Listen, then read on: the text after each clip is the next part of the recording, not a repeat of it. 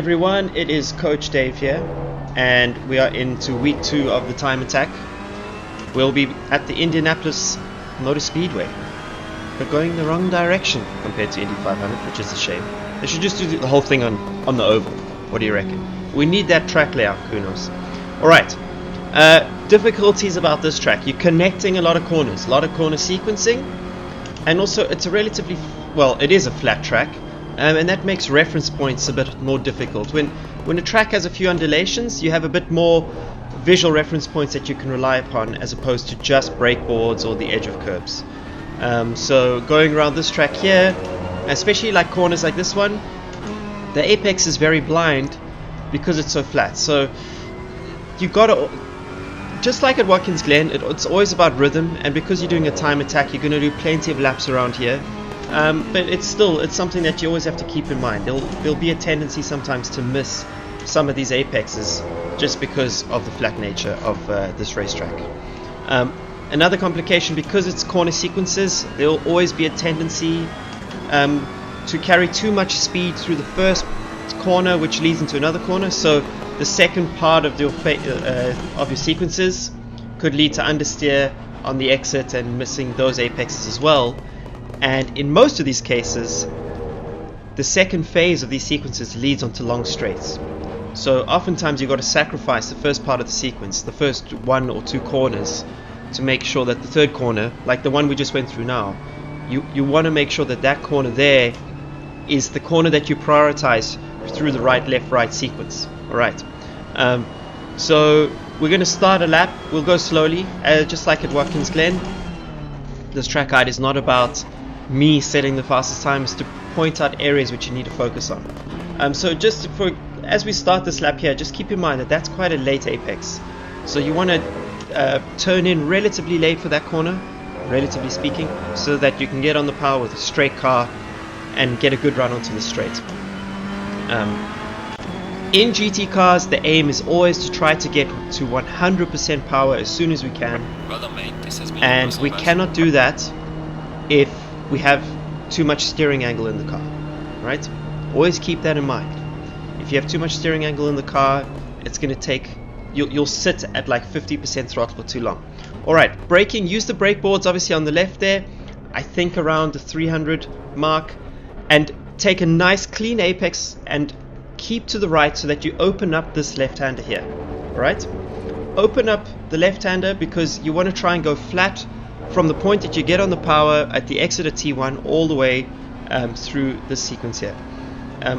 This one you got to brake and turn into the corner, so watch out for the rear and get a nice early apex, but still hold a tight line, because if you open up the steering too quickly, you're going to understeer into the grass there. This should be easy flat, but it will probably depend on the car you're in, but at least in the Ferrari it's flat. I like to arrive in the middle of the track and then shoot to a nice early apex, where I almost do a double apex, a V line.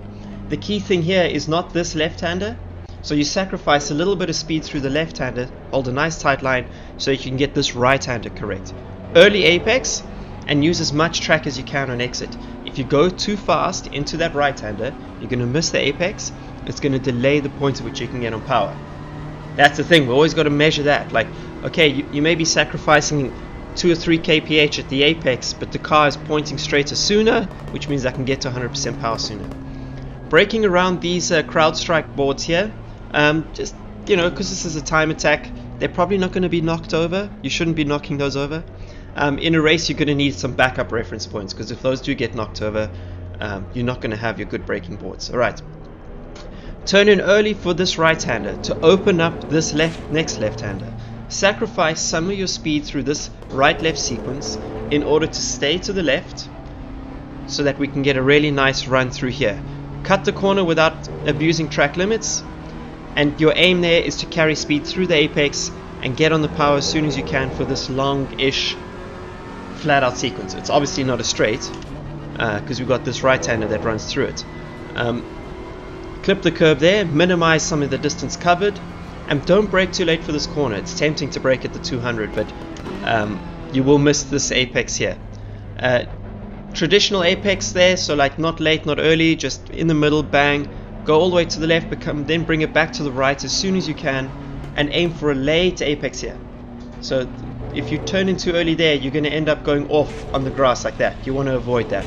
So turn in a little bit later than what feels natural, because the corner, the apex tightens late, and if you manage to get that right, the car will be nice and pointing straight on the exit here. Alright, we'll do it one more time. I'll try and focus on the brake marker for this first right-hander. Again, you can't brake too late for this one. The key here is to sacrifice a little bit of speed into the right-hander. I suspect the 300 will be a good brake marker. Into this right-hander, you just want to stay a little bit to the right, so that when you get on the power here, you don't have to lift again until the braking of, I would say, that's 1, 2, 3, turn 4. This is turn 4 we get it going into here. And you got to brake and carry speed in. Get the nose down, so you hold the brake. You'll trail brake into the apex. Keep a nice tightish line so that you don't understeer off into the grass. And then I would say turn in early, aim to hit this curb here so that it's easy flat. And you want to arrive in the middle of the circuit so that you can have a little bit of space to enter this corner with like a steep V. Double apex. First apex is at the beginning. You go slightly wide in the middle to bring it back again for the long left-hander, and that will help you set up this right-hander as we accelerate out towards the exit. Use all the track here. Try and carry as much speed as you can onto this important straight. Using the CrowdStrike boards as brake markers. Whoa, I almost just did it myself. Traditional apex there. You can use a lot of track here. There's enough time to bring it back to just open up this right-hander slightly. Use as much curve as you can without abusing track limits, and sacrifice a little bit of speed through the left so that you can maximize this right-hander and use as much of the track on the exit as you can to maximize the speed as you run towards this final little sequence. Sequencing is always about which part of the corners you have to sacrifice so that the sequence added together is faster. Alright, traditional apex there. Go out to the outside and bring it back as soon as you can to the right, and then a late apex. I actually turned in too early there. I had to open up the steering quickly, so you know, it's so tempting to turn in too early into that corner. It's so weird how the corner tightens up in the left hand. Should be easy flat through here, and you should set a banging lap time. As always, the secret to being fast in a sim is practice and time. Those who spend the most time in the sim develop the best muscle memory, start to develop produce great lap times.